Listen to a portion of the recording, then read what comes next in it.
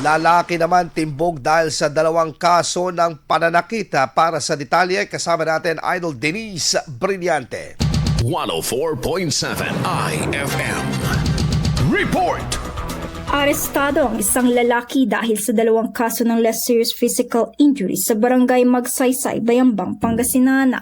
Ayon sa himpilan, ang operasyon ay sinagawa sa bisa ng warrant of arrest kung saan nahaharap ang suspect sa kasong paglabag sa Article 265 o less serious physical injuries ng Revised Penal Code.